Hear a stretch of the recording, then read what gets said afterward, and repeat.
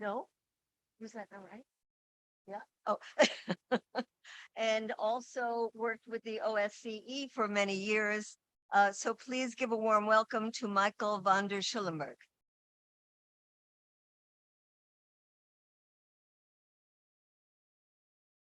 Yeah, thank you very much. Thank you very much for inviting me and wanting to listen to me.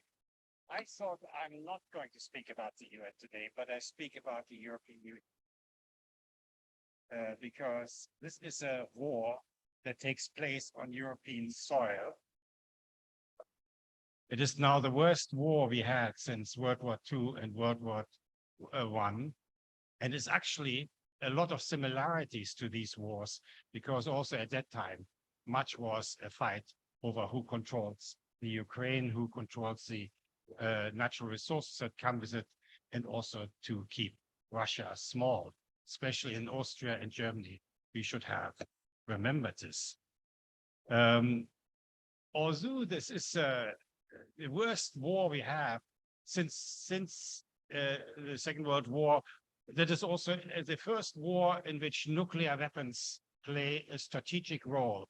The entire war, how it is operated, how military decisions are taken, is only thinkable by each side calculating what happens to nuclear arms. And that is the first time in a hot war that this takes place, and that makes it very dangerous. So one would assume that the European Union, being the largest grouping of states in Europe, should be for peace and not for war. But we are wrong. It is the opposite. The European Union only speaks about war and really never about peace. We have now many countries in the world who make proposals for peace, but we don't have a peace proposal from the European Union. Although it is our continent, we are the first one who will suffer. We will not only economically, but if it becomes a nuclear war, we will also be the first one to be involved in this one. So I think the European Union and its member states forsake their responsibility vis-à-vis their citizens.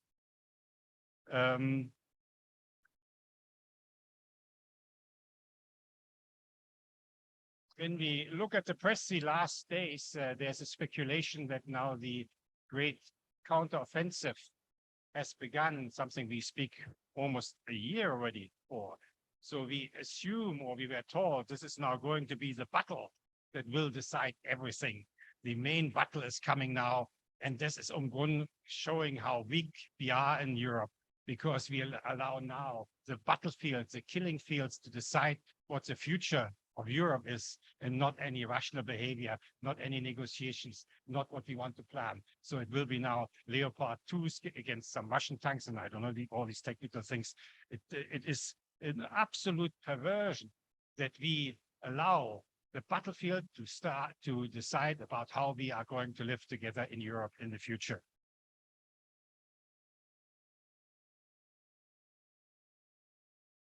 I would like to make, in this context, 5 points, and they're typically what we do when we go to war zones in the area. There's something which I've never seen here before, and that is that the general public in Europe is completely absent from the war, although it's next door. And it is great, it impacts us already and will impact us even more in the future. When you go around, it's even this year less than it was last year. Now I'm hardly invited anymore. People at parties I go to speak to, when we see elections in Europe, in Netherlands, where my wife comes from, it's a peasants' party who wins the big elections. It's about something about what they do with their farmers, which is surely important. But when you go to Heidelberg, where my son is a university study, we don't see even Ukrainian flags. I mean, there's also not anymore.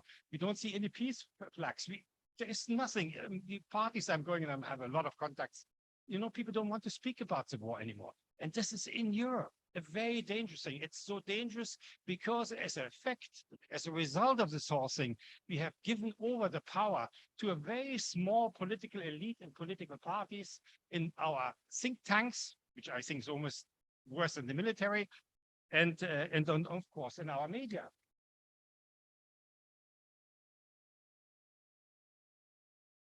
And that has consequences for Europe, because the policy we have is not in the interest of Europe. How can Europe have an interest in having a war with Russia?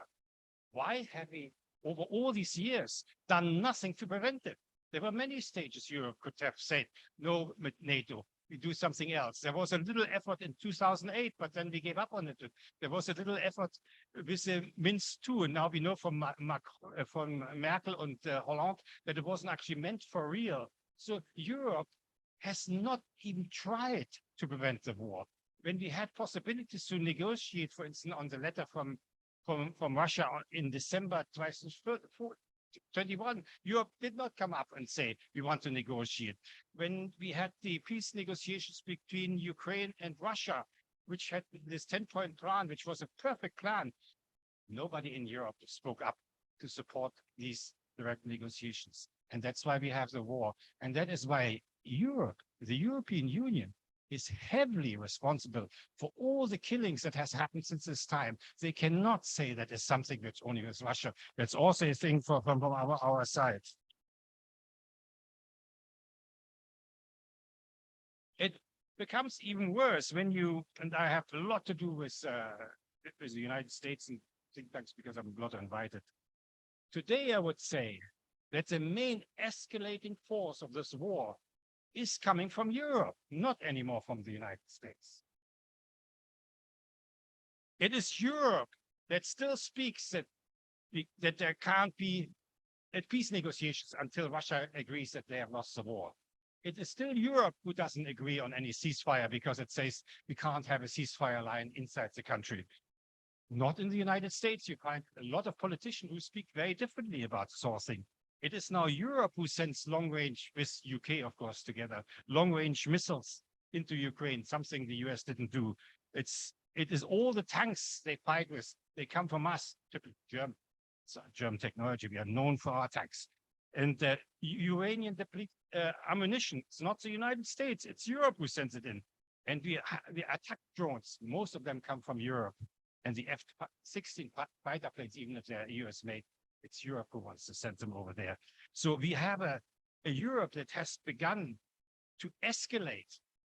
But for what? What do they expect in this offensive to happen? The most likely scenario is that there will be a year or many months of fight and many people die, and really on the border, nothing changes much. It's one of them. The other thing is that Russia will win. Ukrainian becomes start and they will take more territory. Is this what we want? What do this take risk? The other is that Ukrainian wins and Russia is cornered. And then we have, of course, the risk that Russia will retaliate with nuclear war. What is it we want to have? What is it we can win on the battlefield that we couldn't win by negotiations if we are all rational individuals?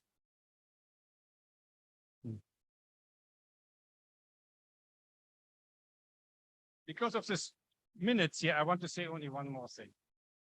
Our press is full, and our prime ministers and chancellors and all the people we have there say us we are there to help the Ukraine. We help the Ukraine. Ukraine is today the most destroyed countries with Russian ammunition, but also with our ammunition in the world, in Europe. The Ukraine is now the most divided country, also among their communities, with a borderline in between. Ukraine is now it was before already, and now even more the poorest country in Europe. It is a country which has lost probably 30% of its population since independence, and a movement that increased. So it's a depopulated country. It's a country which doesn't have any economy anymore. And of course, nobody can tell me that they fight corruption during a wartime. That doesn't exist. It must be still the most corrupt country in the world, and it is the most indebted country in the world, because many of the things we send them, they sign that they will pay it back for it, which they will not be able to do. And it is the most militarized country in Europe.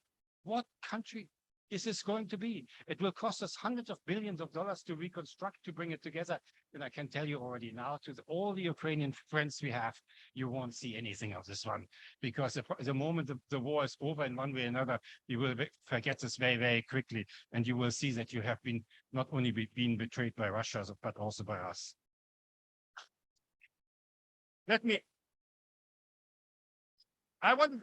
I want to actually with this one, but I think that this is all very important. We have very little awareness in Europe about the war. We have very little few people who take one or the other side. They take actually no side anymore. This is important. Peace is only possible with popular demand. I can't read it like this one. I got it from Ina. Very nice. Thank you very much. This is really what we and that's what you do. And I must say what you're doing, and we see this here with the reactions in Austria, is extremely courageous. It must have people like you talking for peace. We think people would applaud us when we say, oh, we must peace and things like this. No, people often hate us for this one. And that's why I applaud you that you come forward here to this group, and that you speak freely and you're not afraid of all the repercussions you have by being for peace. Thank you very much.